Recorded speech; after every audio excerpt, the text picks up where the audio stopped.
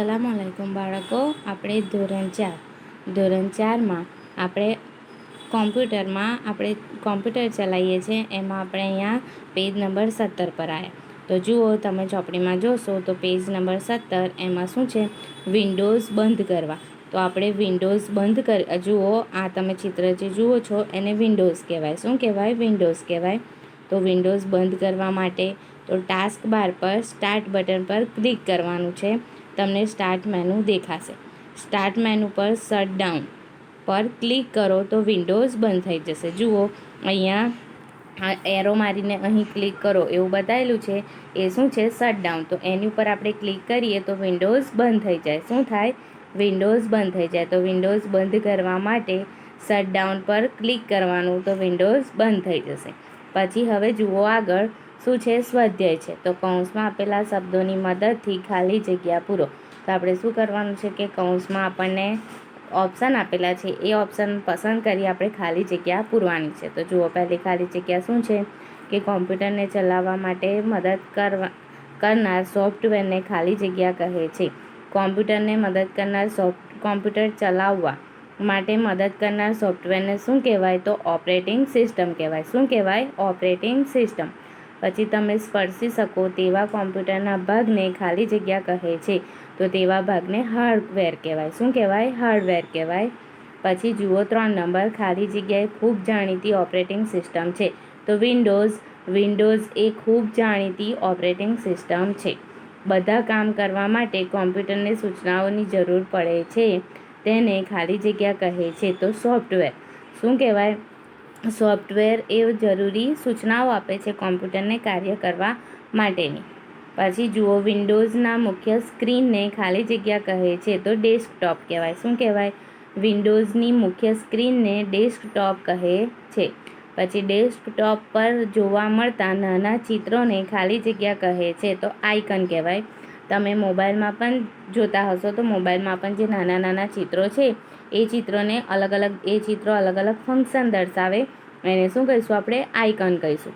પછી જુઓ 7 number, mouse બટનને તમે દબાવીને છોડી દો એ ક્રિયાને ખાલી જગ્યા કહે છે. તો એ ક્રિયાને શું કહેવાય? ક્લિકિંગ કહેવાય. માઉસ બટનને દબાવીને છોડી દેવાની ક્રિયાને ક્લિકિંગ કહે છે. પછી જુઓ, સ્ક્રીન પરના નાનકડા એરોને ખાલી જગ્યા કહે છે. તો સ્ક્રીન પરના નાના એરોને માઉસ પોઇન્ટર કહે છે. શું કહેવાય? Mouse pointer. પછી જુઓ, તમે માઉસ બટનને ઝડપથી 2 વાર દબાવો છો તેને ખાલી જગ્યા કહે છે. તો આપણે આગળ શીખી ગયા કે માઉસ બટનને 2 વખત દબાવીને છોડી દેવાની ક્રિયાને ડબલ ક્લિકિંગ કહેવામાં આવે છે. શું કહેવાય? Double clicking. પછી જુઓ 10 નંબર, જ્યારે તમે માઉસ બટનને દબાવેલું રાખીને માઉસ ખસેડો અને પછી માઉસ બટન છોડો તેને ખાલી જગ્યા કહે છે. તો ડ્રેગિંગ કહેવાય. શું કહેવાય? ડ્રેગિંગ કહેવાય. માઉસ બટનને દબાવેલું રાખવાનું અને માઉસ ખસેડવાનું, એને શું કહેવાય? ડ્રેગિંગ કહેવાય. પછી 11 નંબર, ટાસ્ક બાર પર તમે ખાલી જગ્યા બટન જોઈ શકો છો. તો સ્ટાર્ટ બટન. કયું બટન દેખાય? સ્ટાર્ટ બટન દેખાય ટાસ્ક બાર પર. જ્યારે તમે સ્ટાર્ટ બટન પર ક્લિક કરશો ત્યારે તમને ખાલી જગ્યા મેનુ મળશે. તો જ્યારે તમે સ્ટાર્ટ મેનુ પર ક્લિક કરશો ત્યારે તમને ઓલ પ્રોગ્રામ્સ મેનુ મળશે. કયો મેનુ મળશે? All programs. જુઓ, તમે અહીંયા જોઈ શકો છો કે અહીંયા સ્ટાર્ટ મેનુ પર ક્લિક કરેલું છે તો અહીંયા તમને એ દેખાય છે ઓલ પ્રોગ્રામ્સ. જુઓ, ઓલ પ્રોગ્રામ્સ એવું લખેલું છે, એને એ મેનુ આપણને મળે છે. શું મળે છે? All programs menu. પછી જુઓ આગળ કે ટૂલ્સ કે કમાન્ડની યાદીને ખાલી જગ્યા કહે છે. તો ટૂલ્સ કે કમાન્ડની યાદીને મેનુ કહે છે. પછી ખાલી જગ્યા તમારા કોમ્પ્યુટરના મોટા ભાગના પ્રોગ્રામ દર્શાવે છે. તો ઓલ પ્રોગ્રામ, તો નામ પરથી જ આપણને ખબર પડે કે ઓલ પ્રોગ્રામ એવું લખેલું છે, એ આપણા કોમ્પ્યુટરના બધા જ પ્રોગ્રામ દર્શાવે છે. પછી જુઓ, વિન્ડોઝ બંધ કરવા માટે ખાલી જગ્યા પર ક્લિક કરો. તો વિન્ડોઝ બંધ કરવા શાના ઉપર ક્લિક કરવાનું? હમણાં જ આપણે શીખ્યા કે શટડાઉન. વિન્ડોઝ બંધ કરવા શટડાઉન પર ક્લિક કરીએ એટલે વિન્ડોઝ બંધ થઈ જાય. પછી જુઓ 2 નંબર, કૌંસમાં આપેલા શબ્દોની મદદથી નામ લખો. તો હવે આપણે કૌંસમાં જુઓ, આપણને હાર્ડવેર લખીને આપ્યું છે, ક્લોક આપ્યું છે, ક્લિકિંગ આપ્યું છે, સ્ટાર્ટ બટન, ડ્રેગિંગ અને સોફ્ટવેર. તો અહીંયા આપણે એ જવાબ લખવાના છે. તો જો પહેલું શું છે કે માઉસની 2 ક્રિયાઓ. માઉસની ક્રિયાઓ દર્શાવો એવું કીધું છે. તો માઉસની ક્રિયા તો જુઓ, અહીંયા કૌંસમાં આપણને 3 નંબરમાં છે ક્લિકિંગ. ક્લિકિંગ એ માઉસ બટનને દબાવીને છોડી દેવાની ક્રિયા છે.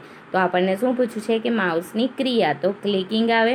અને બીજું જુઓ ડ્રેગિંગ. તો મેં તમને કીધું કે માઉસ બટન દબાવી રાખી અને ખસેડવાનું, એને શું કહેવાય? ડ્રેગિંગ કહેવાય. તો ક્લિકિંગ અને ડ્રેગિંગ એ 2 માઉસની ક્રિયાઓ છે. પછી જુઓ કમ્પ્યુટરને ચલાવવા માટે જરૂરી 2 સોફ્ટવેર. તો કમ્પ્યુટરને ચલાવવા માટેના 2 સોફ્ટવેર એ કયા છે? હાર્ડવેર અને સોફ્ટવેર. પછી જુઓ ટાસ્ક બાર પર દેખાતી 2 વસ્તુઓ. તો ટાસ્ક બાર પર શું આપેલું હોય? તો ટાસ્ક બાર પર ક્લોક એટલે કે ઘડિયાળ આપેલી હોય અને સ્ટાર્ટ બટન આપેલું હોય. તમે અહીંયા જોઈ શકો છો, મેં તમને અગાઉ પણ બતાવ્યું હતું. તમે ચોપડીમાં જોશો તો તમને ખબર પડશે. ચોપડીમાં જે આપણને વિન્ડોઝનું ચિત્ર આપેલું છે એમાં સ્ટાર્ટ બટન પણ છે અને ક્લોક એટલે કે ઘડિયાળ પણ છે. તે સમય અને તારીખ સૂચવે છે. પછી જુઓ હવે શું છે? અ અને બ સાથેના જોડકા. તો જુઓ પહેલું શું છે? હાર્ડવેર. તો હાર્ડવેર સાથે શું આવશે? તો હાર્ડવેર એ કોમ્પ્યુટરનો ભાગ છે. શું છે? હાર્ડવેર એ કોમ્પ્યુટરનો ભાગ છે. પછી સોફ્ટવેર. તો સોફ્ટવેર કોમ્પ્યુટરને આપેલી સૂચનાઓ છે એટલે એમાં ઈ આવશે. પછી વિન્ડોઝ. તો વિન્ડોઝ એ શું છે? વિન્ડોઝ એ ઓપરેટિંગ સિસ્ટમ છે. શું છે? વિન્ડોઝ એ ઓપરેટિંગ સિસ્ટમ છે એટલે ત્રીજામાં ડી આવશે. પછી શું છે? ડેસ્કટોપ. તો ડેસ્કટોપ એ શું છે? વિન્ડોઝનો મુખ્ય સ્ક્રીન. વિન્ડોઝની મુખ્ય સ્ક્રીનને ડેસ્કટોપ કહે છે. પછી રાઇટ ક્લિક. તો રાઇટ ક્લિક એ માઉસની ક્રિયા છે. શું છે? રાઇટ ક્લિક એ માઉસની ક્રિયા છે.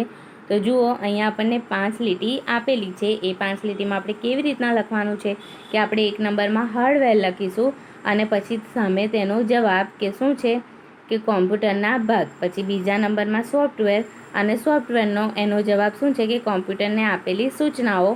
પછી 3 નંબરમાં વિન્ડોઝ. તો એની સામે શું આવશે કે ઓપરેટિંગ સિસ્ટમ. પછી ડેસ્કટોપ. તો વિન્ડોઝની મુખ્ય સ્ક્રીન. અને છેલ્લું 5 નંબર રાઇટ ક્લિક. તો શું છે? માઉસની ક્રિયા. તો આ રીતના તમારે આ સ્વાધ્યાય નોટમાં લખવાનું છે. હું તમને હોમવર્કમાં ફોટા મોકલીશ. એ ફોટોઝમાંથી જોઈને તમારે હોમવર્ક કરી લેવાનું છે.